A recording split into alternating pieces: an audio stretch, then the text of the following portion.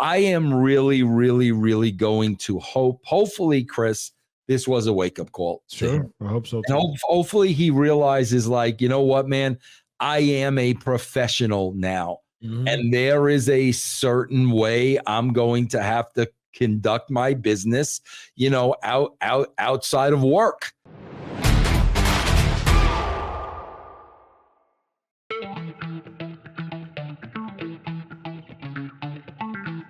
We got Matt Riddle is gone from the WWE. We talked about Riddle before as far as just it's interesting because I think the same day Sportskeeda released the conversation we had about Riddle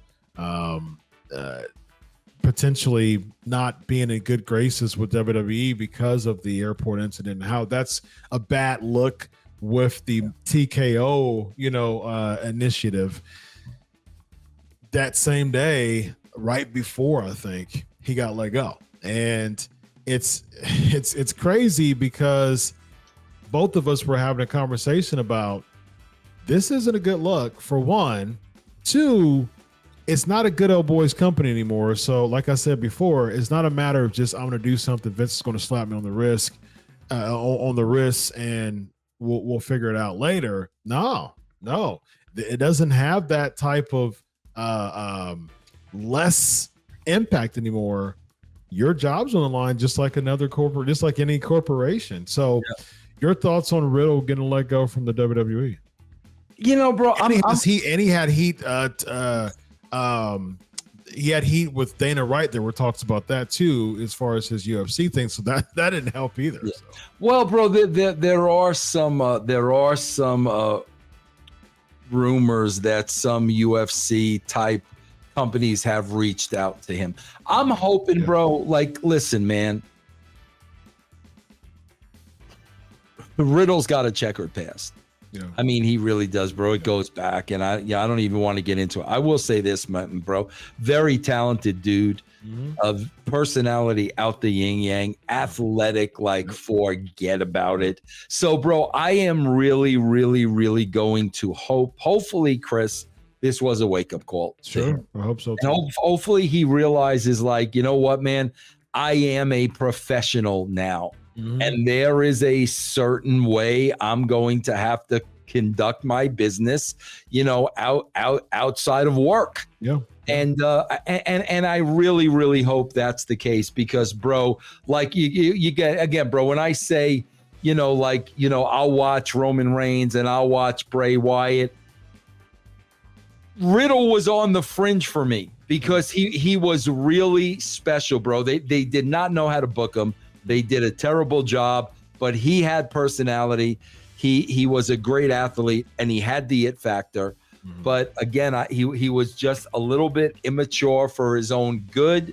So I just hope he learned from that, bro. As far as I'm kind of tracing back on Riddle's time in WB as far as my reaction toward him as an observer. They diluted him tremendously on the main roster. I liked Riddle a lot when he was in NXT. When he's notorious. The more I think about it, the more I thought about it, just kind of doing an overview of Riddle's career. He had a knack for having strange bedfellow tag team partners. That became like a thing for him because he did that in NXT. He was, I think it was Timothy Thatcher that he was partners with a couple of people. One of them that was really big was Pete Dunne, and it was really cool that they were a tag team because they're completely polar opposites. Pete Dunne was really just a straight laced bruiserweight type of thing. Matt Riddle's this free spirited, party guy, and it worked for them a lot. And I think for that, it was cool. And he was able to really express himself more. He had different theme music. He's got some generic theme music now. The theme music was different. And I liked him in NXT, but man, his time in the main roster, man, even from the beginning, it was just diluted.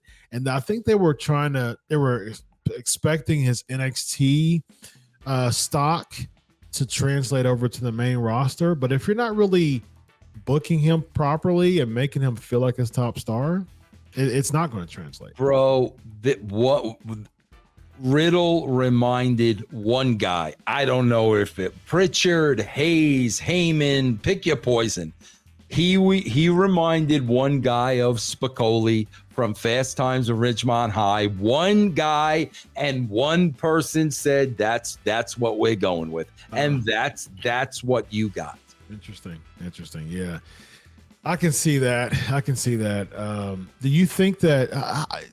Do you think that Bruce Pritchard or any of those top execs, how often do they pay attention to NXT, in your opinion? I'm sure Bruce paid a lot of attention to, bro. Okay. Bruce loves wrestling. Yeah, bro. I'm sure NXT was just as important to him as WWE. Why don't you think a lot of those characters translate to the big screen? Yeah. Well, first of all, bro, what do you and I always talk about? There's no formal introduction. Yeah. There's no vignettes. There's no telling us all about this person before we see. Bro, that's a 6 to 8 week process. Yeah, agreed. When you literally cut that out and you're throwing somebody on TV that we don't have a clue who this is, and they're just in wrestling matches. Yeah. Bro, they're fighting an uphill battle. That's true. I was thinking of all the vignettes that they would do before, like when Razor Ramon debuted. Oh yeah, man. They would do the Scarface style promos. I did those with him where we sat in that huge freaking Cadillac in Miami. We were in Miami. Yeah. I did those with him, bro. Yeah, that's fantastic. Yeah, I loved it.